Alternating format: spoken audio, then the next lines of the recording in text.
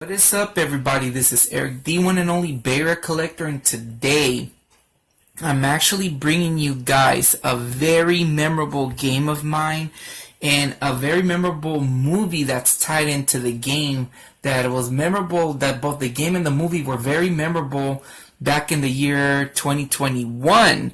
I kind of briefly mentioned this on my back in January.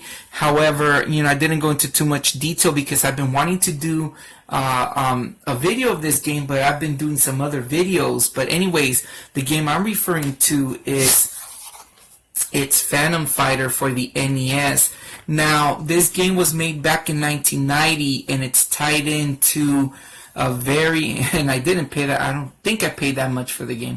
But anyways, the game is tied into a very popular Hong Kong movie from 1985 named Mr. Vampire. Now, Mr. Vampire, just to give you, before I go into details to the game, it actually follows the movie not so well, but pretty decently. And the game was developed by FCI Pony, which I believe were the distributors of the movie. But anyways, going back to the movie, to give you a brief synopsis of the movie, Mr. Vampire was a movie that came out in 1985, a Hong Kong movie that came out in 1985 that grew in popularity and spanned a couple of sequels with the same protagonist. I forgot the guy's name, I'm sorry. But he's basically kind of like a vampire hunter priest guy.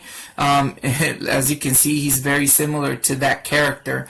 And he goes out with his two students out to protect the village where they were that they have been experiencing Kionshi, which are these Kionshis are these Walking Dead. They're a mix between zombies and vampires. Which it's funny because they'll just hop and hop, and if they cut you or bite you, you turn into one of them.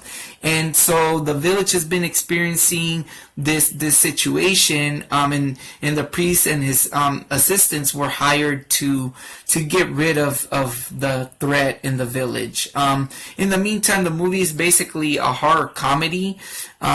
If you go out there in YouTube, you can find it. You can find the movie in with English subtitles, which I think it was pretty cool. It has a little bit of light kung fu elements, kind of like those kung fu fighting movies from back in the 80s. Really good movie. I actually enjoyed it. And to be honest with you, I haven't seen the sequels, and I would like to see them now after seeing the first one. But the game follows the movie, where in the game you are that priest that's out to defeat the Kionshis. And you go to 8 different towns. They're the stages, but they're 8 different towns, and in each town you have to find the 3 crystal balls in order to go to the main boss of that town level.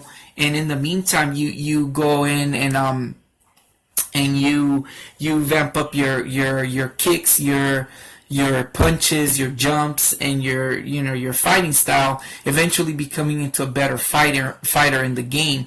Now, I want to say that this game is very difficult. At the beginning of the game, it's very slow paced. You get your ass handed to you, but you have to practice because in certain in the towns, there's little homes that you go into. You defeat a Kionshi, and the person from the home will give you a scroll, which with the scroll is how you buy the power ups to get stronger.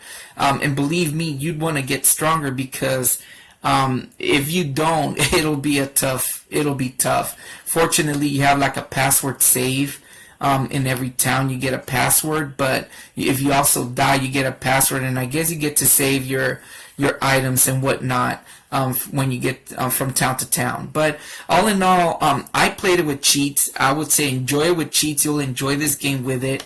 And it'll be a great experience, but it's up to you. You guys play how you wish. To me, it was really fun. This is a game that, believe it or not, I was about to buy it thinking I didn't have it, and then I went into my stash of NES games, and I ended up finding it. The thing was that I didn't catalog it in I have two ways that I catalog the games. I do it in my computer, and then I also catalog it like through my phones, so that way if I go shopping or if I go buying for anything, I'll make sure I don't buy it. And I didn't have it on my phone, and then finally I went physically and looked for it, and I had it. This is a game that wasn't that common. I would run into it every once in a while when I was a kid. Was a game that I wasn't too into it until, much later I realized what it was, and I got it first, and then later when I wanted to play it, I found out about the movie. But both the movie and the game are good. They're fun. I highly suggest them. Really memorable movie to me in 2021, and a memorable game as well. And this is a fun one, so don't pass it out. Emulate it, have fun with it. I'll guarantee you guys will kind of be frustrated, but then once you get around it, it'll be fun because the controls are very wacky. This is one of those games that you press up to jump rather than a button to jump, and I hate games that your character, you jump by pressing up. Early on in the NES games, that's how a lot of the characters used to jump, and I didn't like that. But you get used to it eventually. But all in all, give this one a try. I highly recommend it. You guys will enjoy it. Check out the movie Mr. Vampire. That one's a great movie. I thought it was fun. I didn't want to really give in more detail to it, but you guys should check it out. Anyways, you guys take care. This has been Erik the Bear Collector. Peace out.